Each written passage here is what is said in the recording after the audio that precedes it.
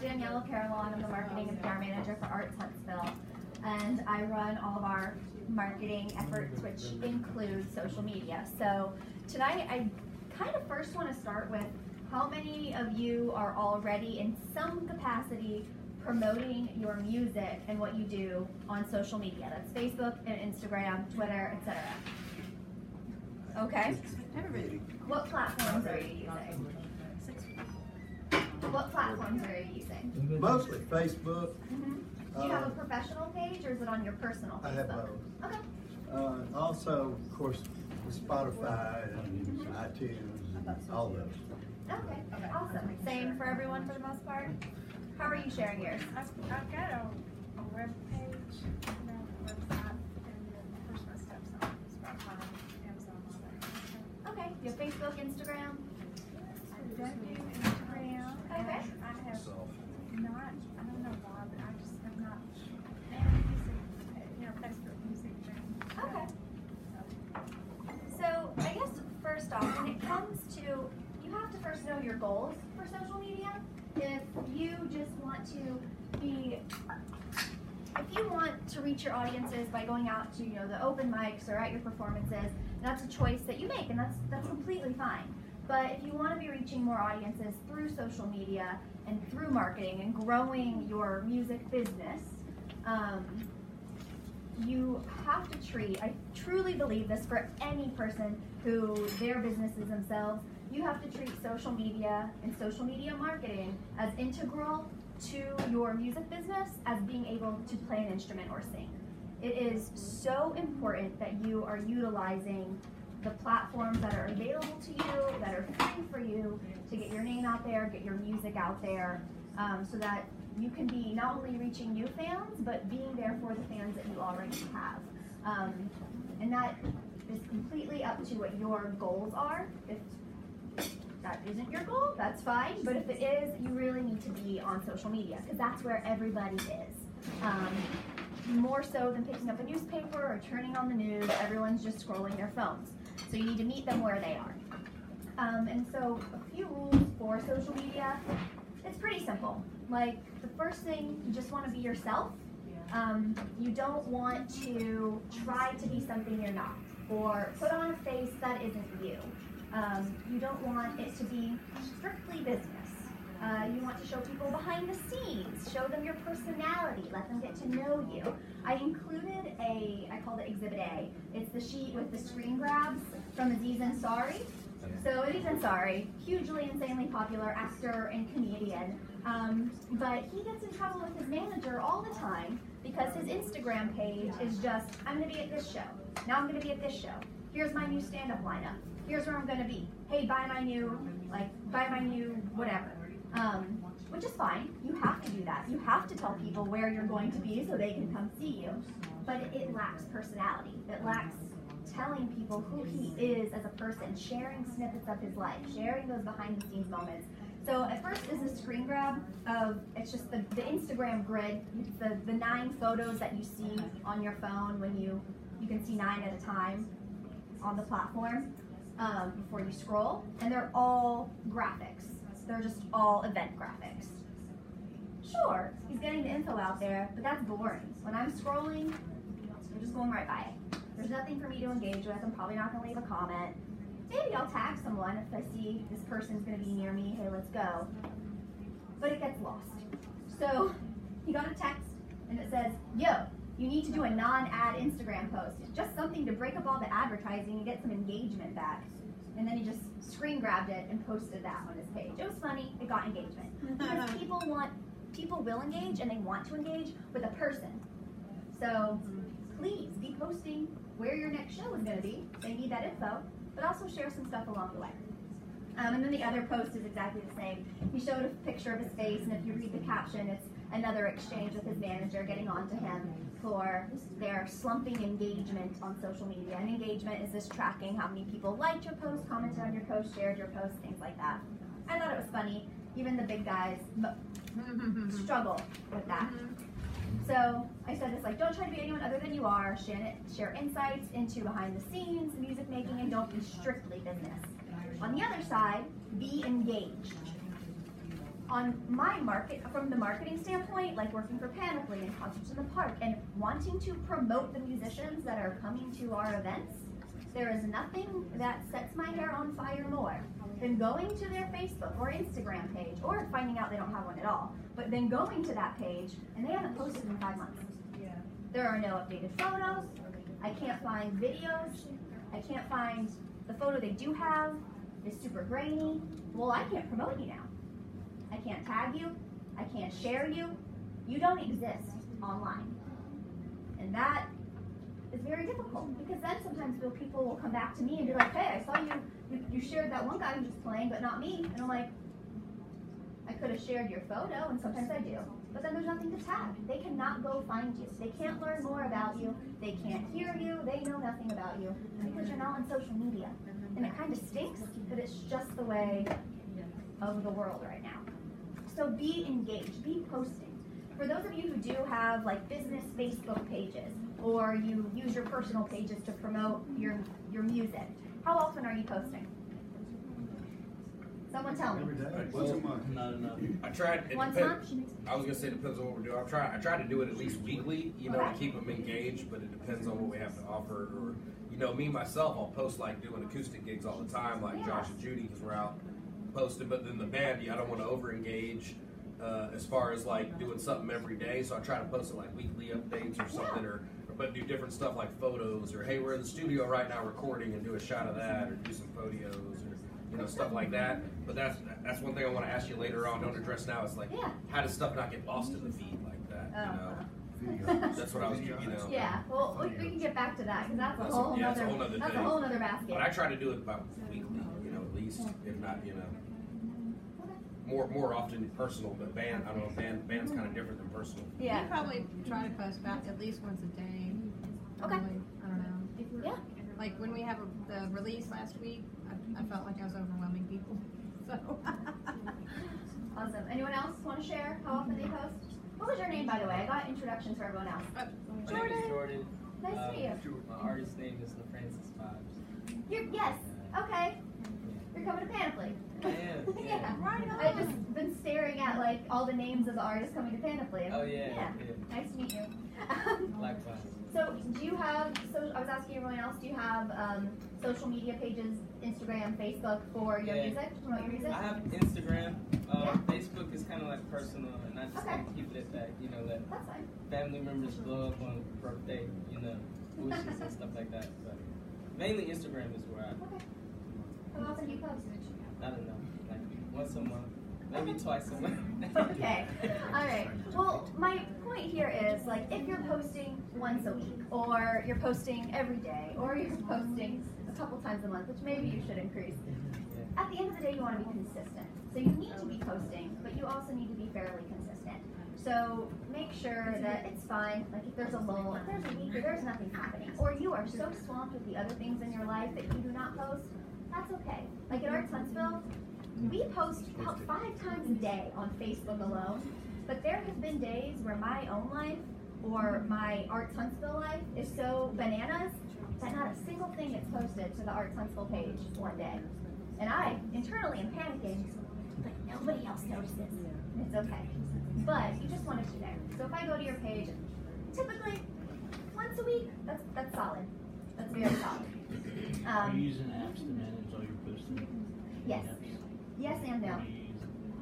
So for Arts Huntsville, I use a thing called Sprout Social, but that's big. That's like I'm paying for yearly subscriptions or whatever. For my other things like No Huntsville, and my boyfriend runs a business and I manage his social media, I use Buffer, and it's free. Also Hootsuite, you can have free versions of those programs, and you can schedule posts. So that's something I was gonna, Oh no, don't apologize. What do I was those saying, do for you? you can schedule your social media posts for Facebook and Instagram so that you can spend, say, an hour one day scheduling posts for the next 2 weeks. And then they're going up. You're going about your business and social media is happening. Those posts are going live on social media, and you can schedule them for the times you want them to. Say you have a song coming out and you want to announce that song at, I don't know, it's probably a terrible time, but like noon on a Tuesday. But at noon on a Tuesday, you're at your day job, or you're just busy and can't be at your computer or on your phone, you can schedule it so it goes live at that time. So that's how I'm personally not posting to our Huntsville Facebook 5 times a day. I just do it all in one fell swoop and then go on to other things. That said, That's Hoopsuite. Hootsuite. Hootsuite. I'll post the notes. on Yeah. Monday. Okay. And Buffer was the other one. Buffer. Those Those are are ones free. that are free that I've had a lot of I really like. I prefer Buffer, but just it's up to personal preference. That said, if you are using some sort of scheduler, be sure that you're still checking in. Because you want to be commenting, you want to be responding to people, you want to be engaging with other artists. You know, if you post something, you know, you want to like it, you want to leave a comment. Hey, I liked your song. Hey, so excited to see that you had this release. Hey guys, check out my friend's new song. Like, you want to be engaged and active and people see that you are there. You want to be present on social media like you're present in real life. It's a lot, but it's worth it.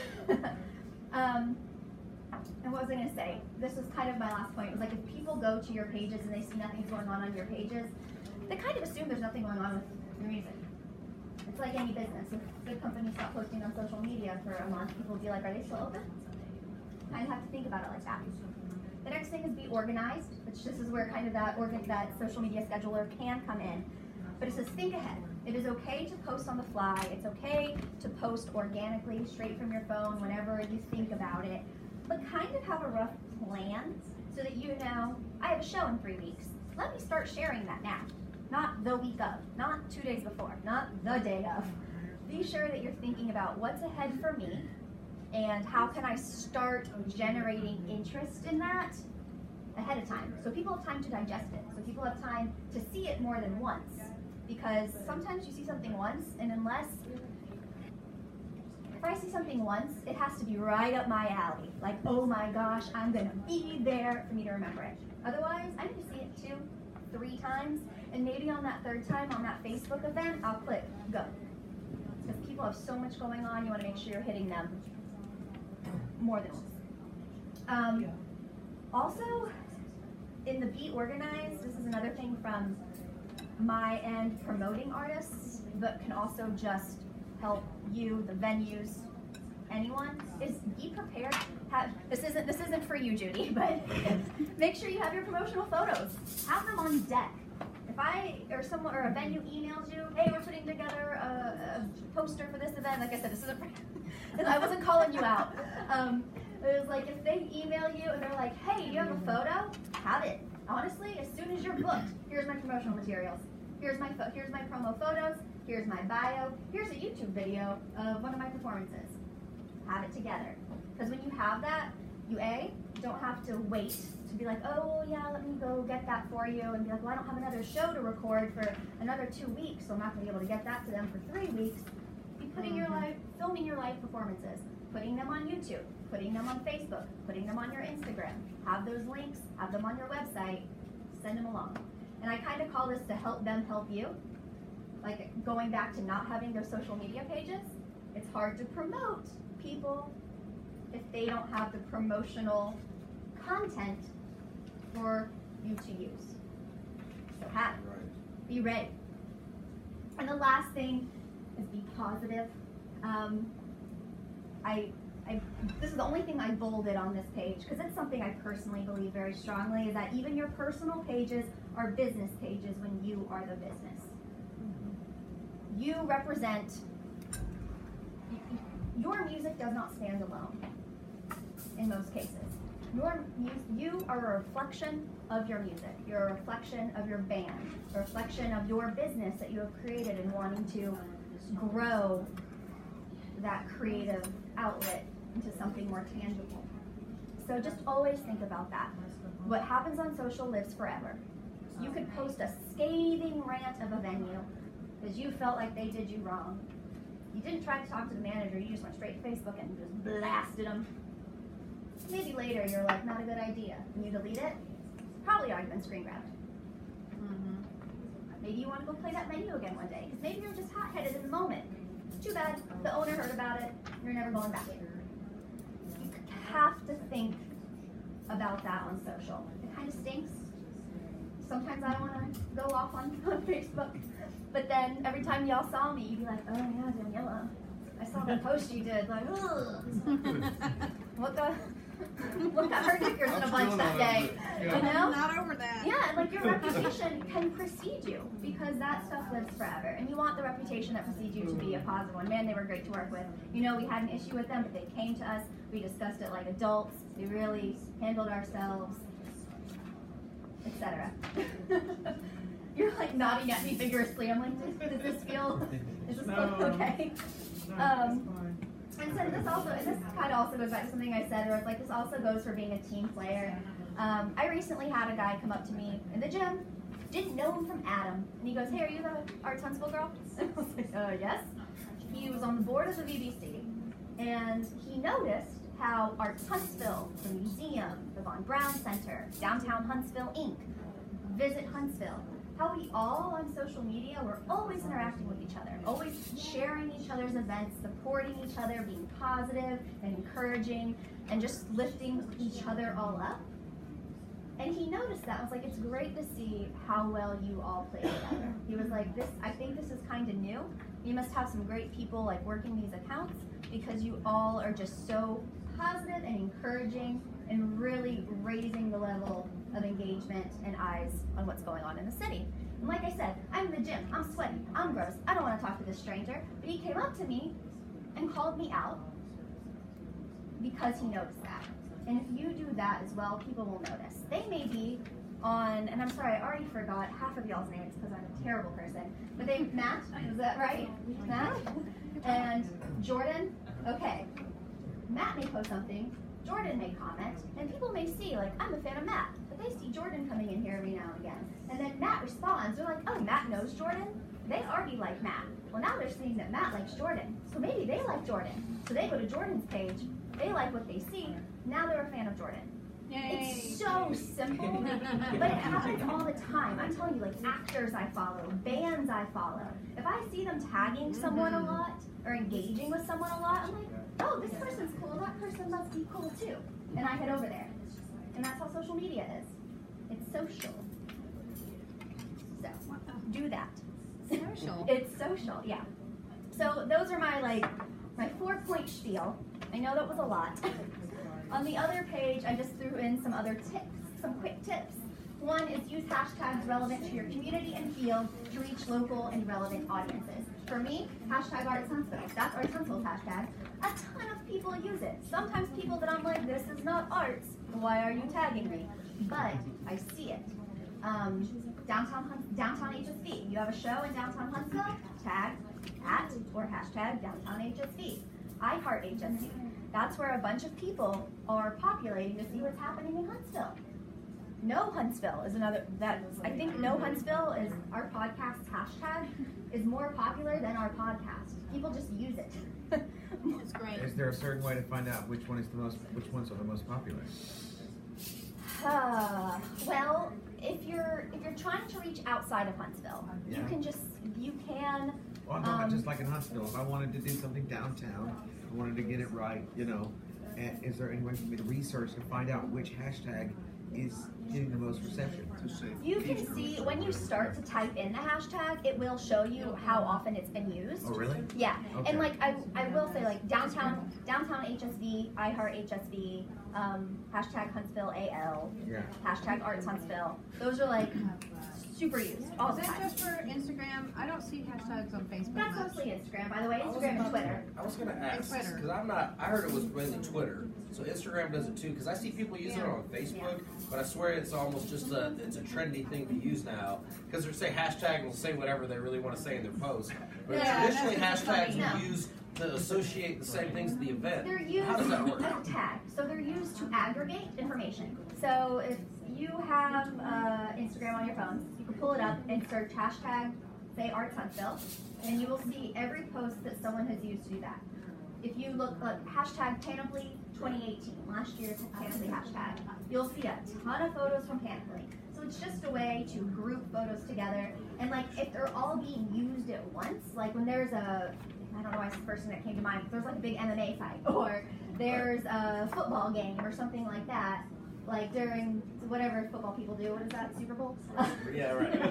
Like, if there's something like that, there's always a hashtag associated with it. So you get on Twitter, you get on Instagram, even Facebook, but not so much Facebook. You'll see that that's trending, and it tracks what's trending. So it's a way to, and that's the thing, like if people are coming to Huntsville, or I don't know what the Huntsville music hashtag is. There's like a hashtag Huntsville music scene. There's a bunch. But I don't. Yeah, I don't think Huntsville there's music one. scene. There's a and bunch there's of imitates, but it's not really. There needs to be one. But there's definitely. you tag those things because you're like, oh, what's happening? Let me track this hashtag. And on Instagram, you can follow hashtags. So like I follow a hashtag that's like called public art or something like that. So every time there's a really cool, super popular post about some really awesome art installation and who knows where, I see it on my feed just because I like that hashtag. Things like that. That's news. So that'd be really great if like a lot of us that know a lot of people could get everybody to use the same hashtag Yeah. for everything. People can hop on there and see what everybody's doing. Well, it's you not know? that difficult. Like if you I like Huntsville all, music scene. I love that. Yeah. Yeah. You can just start one too, right? Yeah. Yeah. You can Oh, yeah. And that's when you say Goofy something. people will create stuff. And if somebody hits on it, they'll go, well, there's, okay. Yeah, you can create whatever hashtag you want, but you want to make sure you're on one that has some traction.